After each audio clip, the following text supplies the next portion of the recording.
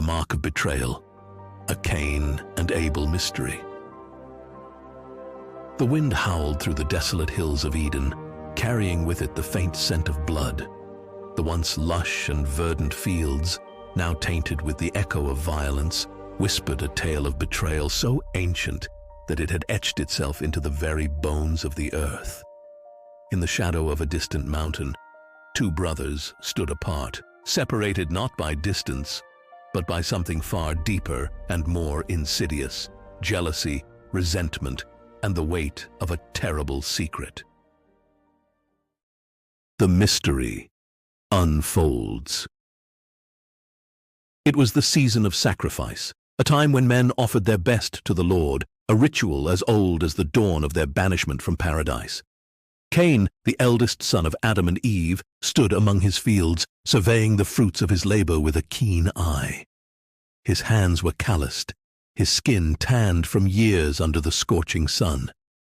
He was a man of the soil, a farmer who took pride in coaxing life from the earth. But on this day, there was something different about him, a shadow in his gaze, a restlessness that seemed to eat away at his soul. Meanwhile, Abel, the younger brother, tended to his flock on the nearby hills. He moved with a grace that spoke of ease and contentment, his face aglow with the satisfaction of a man whose work had found favor in the eyes of the Lord. The contrast between the brothers was stark. Where Cain was hardened, Abel was soft. Where Cain was weighed down with unspoken thoughts, Abel was light, unburdened by the weight of his existence.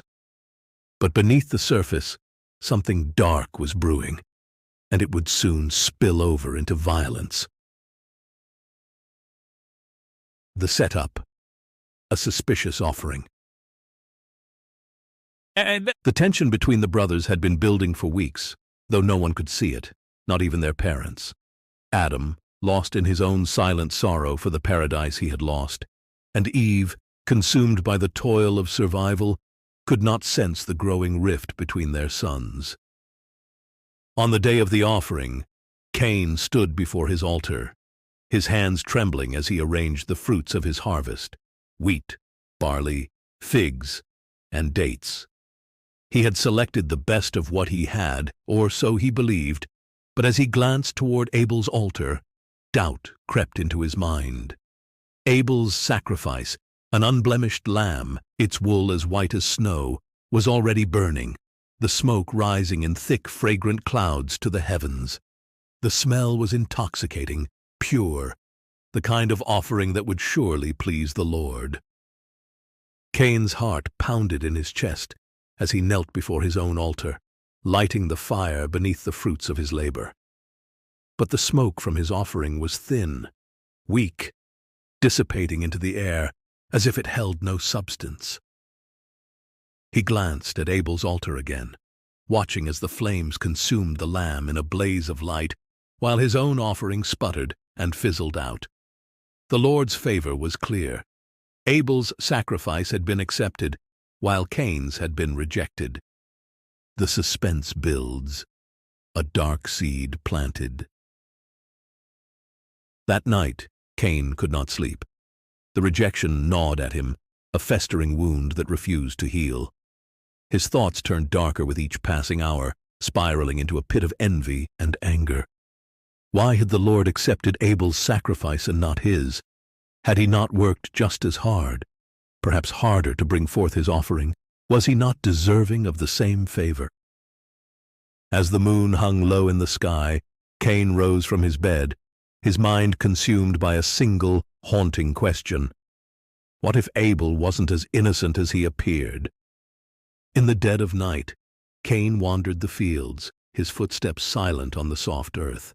He moved with purpose, though he wasn't sure where he was headed or what he sought. As he walked, the wind seemed to whisper Abel's name, taunting him, mocking his failure.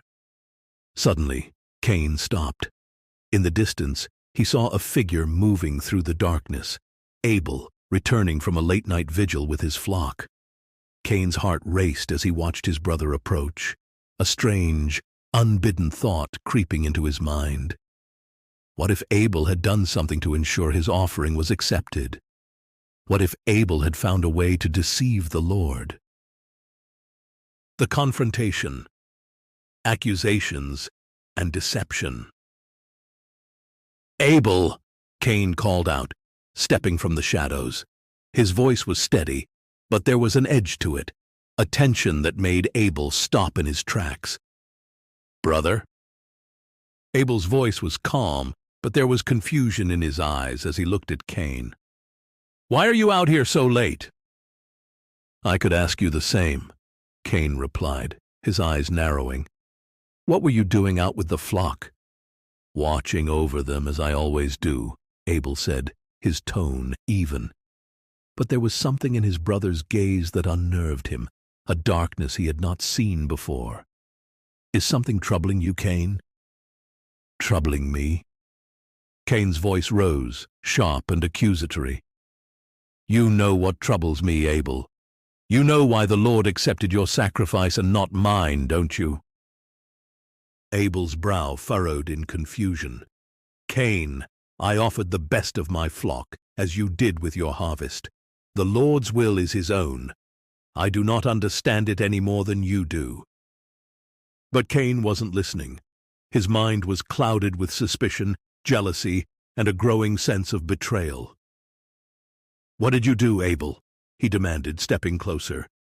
"What did you do to make sure the Lord looked favorably upon you? Did you pray harder?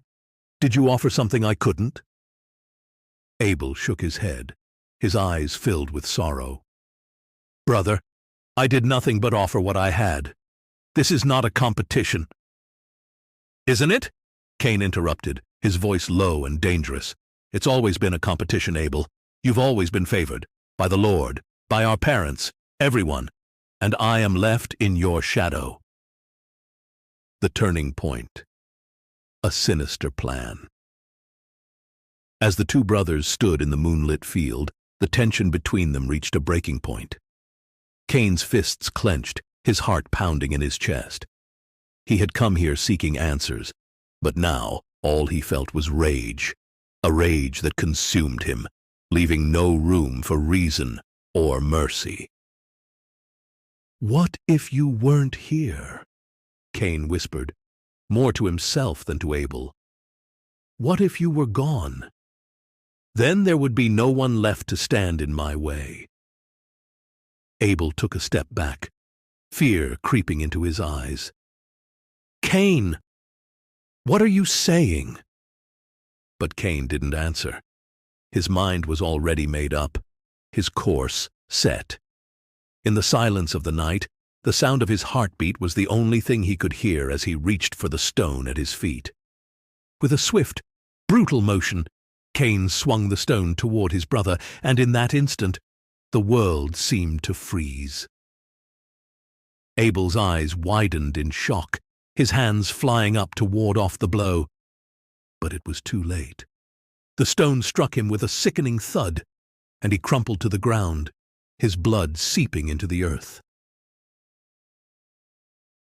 The plot twist. The voice of judgment. Cain stood over his brother's lifeless body, breathing heavily. The deed was done.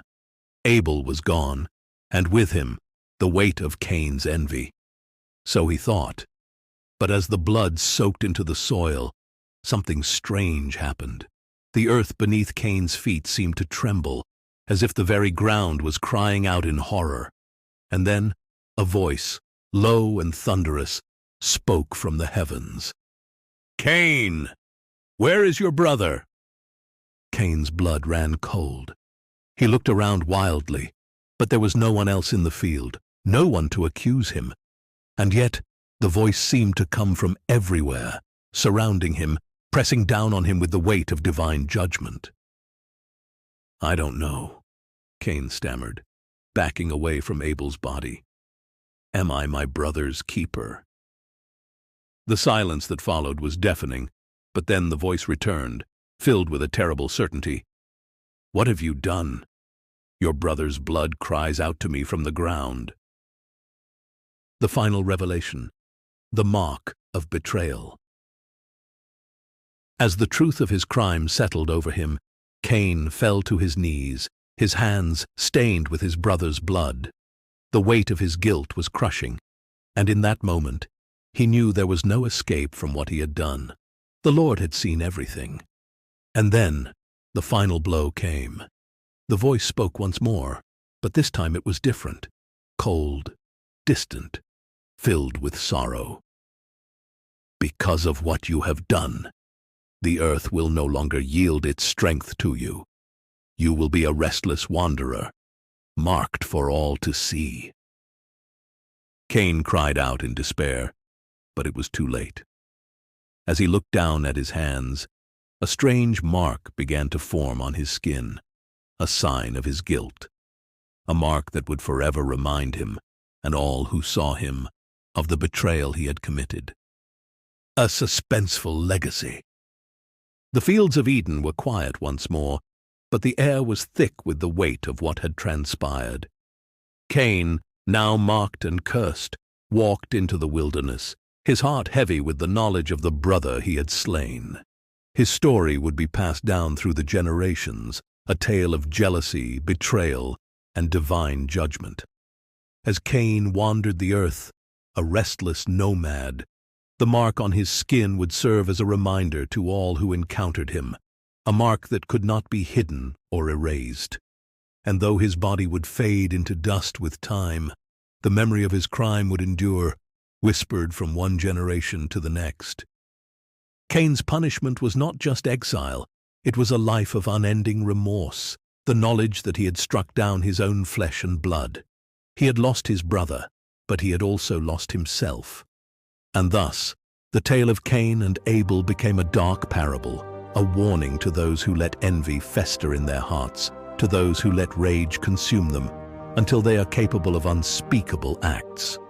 It is said that even today, Cain's mark lingers in the hearts of those who let hatred take root, forever cursed to wander the earth, just as he did. For Cain, there was no escape from the weight of his crime, no peace, no rest. Only the silence of the earth and the haunting echoes of his brother's blood, crying out for justice.